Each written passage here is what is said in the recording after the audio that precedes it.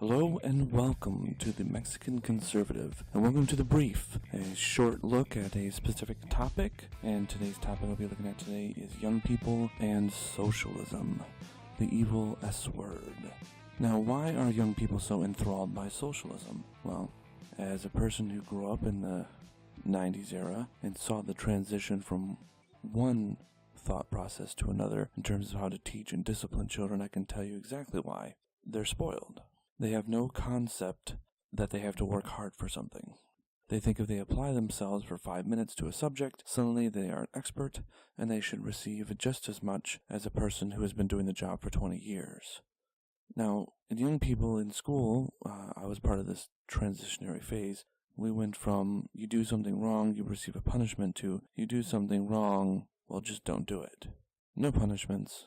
Everybody was great, everybody was fantastic, everybody's a winner. I remember I used to play soccer as a kid when I was younger, and our team wasn't very good, but at the end of the season, we all received participation trophies, and I just looked at it and I thought, man, this is stupid. It's like, did we win something? Did we place? Your first initial thought is, oh, we must have made it into a category we could receive a trophy. No, that wasn't the case. It was just participation, and I eventually just threw that trophy away because it was worthless. What's the point of having a trophy that means nothing? Hey, thanks for showing up.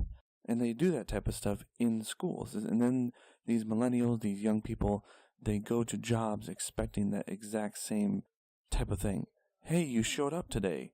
Good for you. And to get a gold fucking sticker or something. But then that's the problem with today's modern society, is that these young people have also been brought up in a generation of technology. I like to compare them to the hippies of the 60s. After World War II, everybody came home. A lot of people had jobs, homes, everybody owned their own home, and their children grew up in this kind of spoiled atmosphere of, you can have anything you want because we can afford it all, and then the 60s came along and these kids grew up and they were all like, well, I can do as I please and I deserve more because. And it's the same way with this generation of the millennials. It's because they grew up in a time where everything was getting handed to them.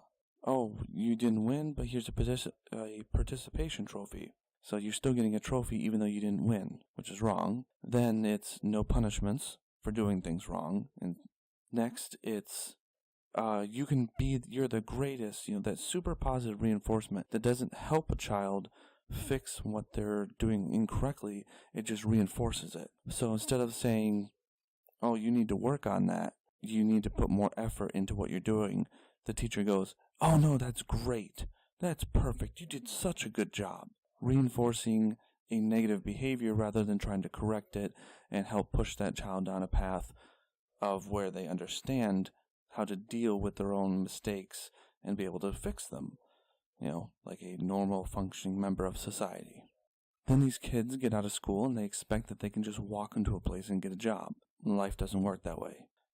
And the school doesn't prepare them to work in a place of business. It doesn't prepare them to work.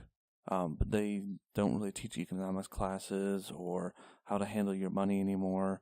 When I was going through school, they were teaching us how to write checks, how to, manage your bills each month, how to save money, the basic understanding of investments. I was taught this stuff in high school, and these kids nowadays are not. They're not taught how to do anything.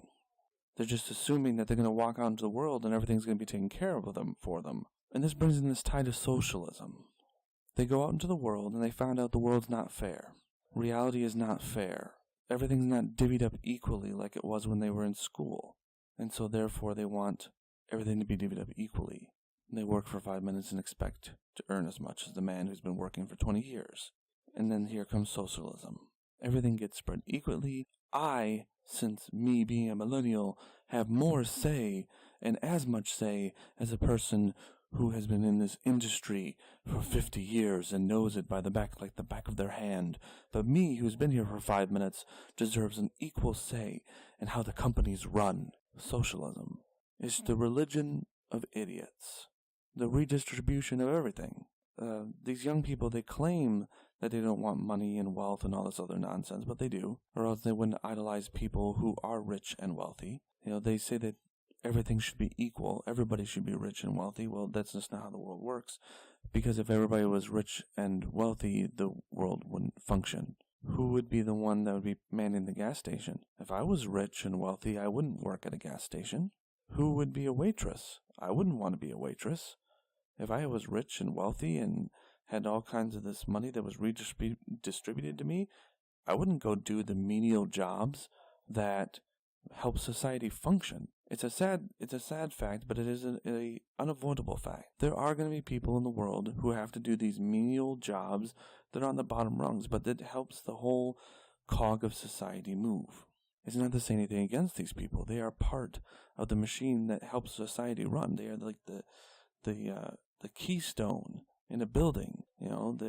Without that stone, the building falls. And that's something millennials don't understand because socialism tells them that that's not true. But it is true. It's always been true. And then if you try to approach them on a subject of, well, how come socialism has never worked in any other country on the planet? Well, those weren't true socialist countries. Those weren't this, those weren't that. And it's like, they were socialist countries. And I can tell you why they didn't succeed. Because people are inherently corrupt. You put people in positions of power, people who can dictate laws and so on and so forth, even in a communal system, you'll start to form parties and factions, and then those factions will work together against the other factions in order to gain superiority for themselves. That's just what happens. It's tribalism. It's human nature. Why do you think there's still nations all spread across the entire surface of the planet? We still have a tribal mentality. My tribe is better than your tribe, therefore your tribe needs to go away. My country is better than your country. My team is better than your team. My business is better than your business. My town's better than your town. Tribalism.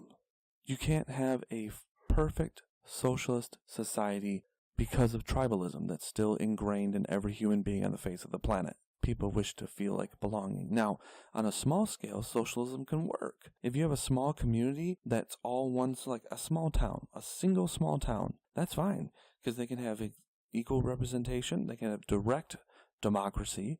They don't have to have a representative form of some kind. They can have a direct democracy system and have a commune-style, socialist group.